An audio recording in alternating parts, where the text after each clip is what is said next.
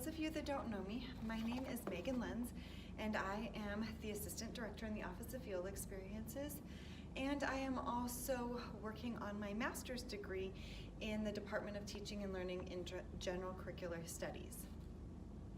This semester I took Inclusion and Collaboration, and as much as I feel like I knew about special education and inclusion and collaboration, I learned a great deal during this class, but I also learned a great deal about myself and what my hopes and dreams are for the future of education. So let me talk a little bit about myself. Growing up in school, I did not do that well. I struggled. Some grades were definitely easier than others, and some grade levels were much harder. But no matter what, I always tried to do my best in school. I remember working on homework, being in my room, studying, and whatever it might be, but no matter what, I would get to school, I would take a test, and I would struggle. My hardest subjects were English and social studies because they tend to have more reading materials. And I struggled and struggled, and my parents, I remember them telling me, "Why aren't you studying?" And it's like, oh my goodness, I've been locked in my room for hours. I don't know why I'm not doing well. But no matter what, I just knew that I still wanted to do well in school, and I still had this passion for education. So I graduated high school and came to the University of Montana in hopes to becoming an elementary education teacher. My passion, third grade. Or hopes were third grade. And through my college classes, I still struggled. I had some classes that were better and easier than others, and some that were just really hard. And I remember taking one of my classes, and it was a hard class for me. It shouldn't have been as hard as it was. At least I didn't think it should be as hard as it was. And I went and took a midterm, and when I got the midterm back, I had a 57%. And I remember leaving that midterm thinking, I did pretty well. I mean, I knew it wasn't gonna be A+ work, but I was thinking B, at least B average. And so I made an appointment with the professor, and I was sitting down with her and kind of asking her, like, what did I do wrong? And she's like, well, your answers are incomplete. It's pretty stupid. I mean, it was basic information. You should have been able to get it. And essentially that professor called me stupid, and I am an emotional person, so of course I am crying in front of this professor. She just called me stupid, and that was heart-wrenching. I left that meeting and went home and talked to my parents and was like, I cannot do this. I cannot be a teacher. I'm stupid. And my mom told me to stop thinking that, and she said, well, let's go get you tested for a learning disability. I mean, I was a sophomore in college. I should have been tested younger. At least I thought I should have been. There's no way they're gonna do anything for me at the college level. So we went and I got tested, and it was multiple days and lots of meetings and tests and things like that to find out that I have a language processing disorder. So I might read a page, a chapter, whatever it might be, and I might not understand at all what I've read. I've read all of the words, but processing it and getting it in my brain was not there. And same with maybe if I did understand what I read, then to explain things, writing them out was even harder. So assignments that took my peers an hour was taking me 2 or 3 hours. And so I started to learn a few techniques, and yes, I made it through college. But here's the deal, when I met with that professor, she could have done things so much differently. I was thinking that I knew the materials, and what she could have done differently was asked me face to face, well, what do you think? Or how could you expand on that? Can you tell me in different words?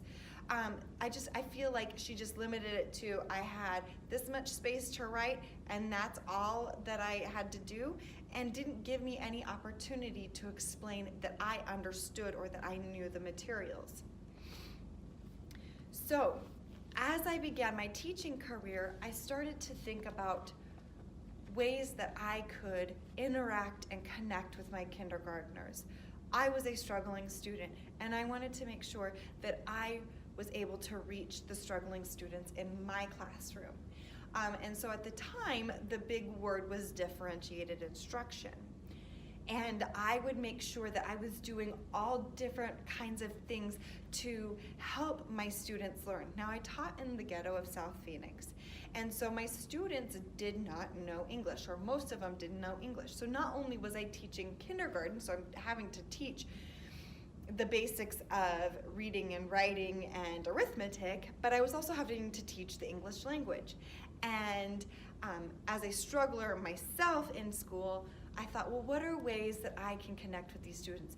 I would put movement to simple things like the months of the year or the days of the week.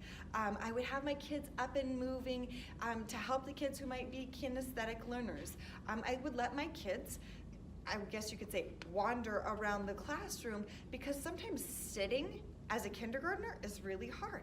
So I was really trying to look at different ways that I could make sure that my students were learning.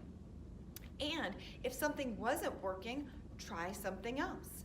I wanted to make sure that I was reaching my students, because I don't feel that as a student in elementary school or even in high school that my teachers and professors were giving me different ways to learn materials. So this now brings me to my current career, my current working on my master's. And this has been a huge struggle for me because I'm working on my master's.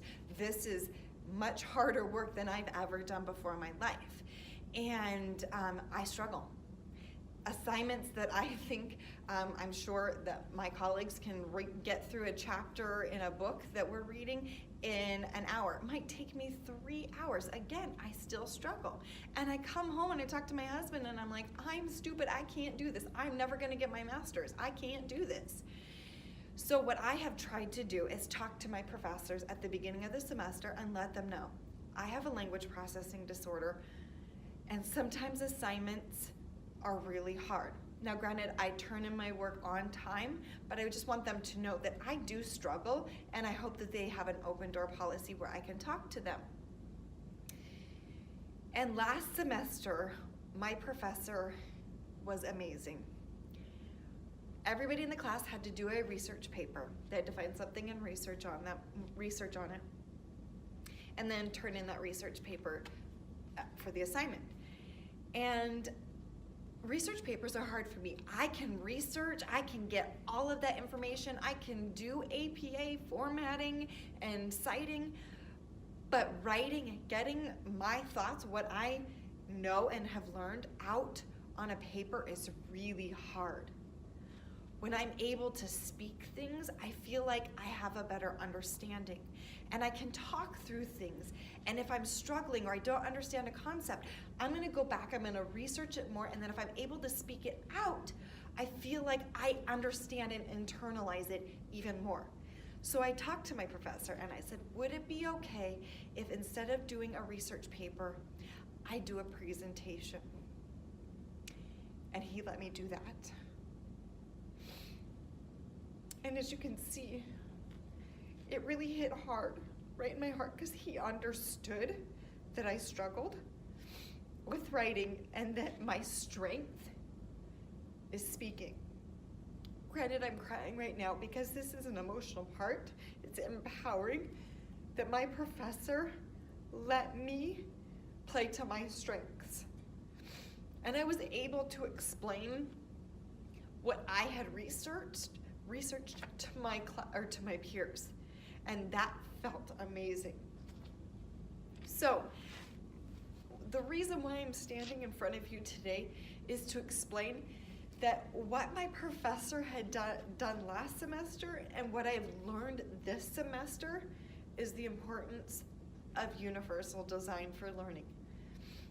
We've grown and so far in education to know that it is not simply, here is a standard and this is the one and only way that students show that they have achieved or met that standard. With universal design for learning, we have the opportunity to let children grow and show and learn in so many different ways. Think about the children that have struggled. Think about the children who struggle so much that they drop out of school.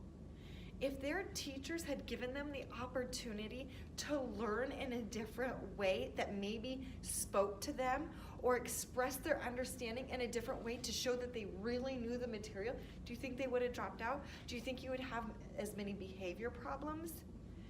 So again, I'm here today to talk about universal design for learning and the importance of it.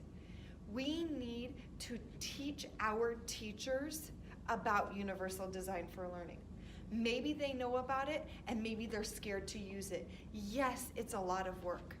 I understand that it takes extra work when you're designing a lesson that can meet all different capacities within the classroom. But think about the children whose lives are going to be impacted. Those children are going to go places. A great man once said, "You have brains in your head, you have feet in your shoes. You can steer yourself any direction you choose. You are on your own and you know what you know, and you are the one who will decide where you go." Dr. Seuss was an amazing man, and think of the places that children can go if teachers can use universal design for learning. Thank you.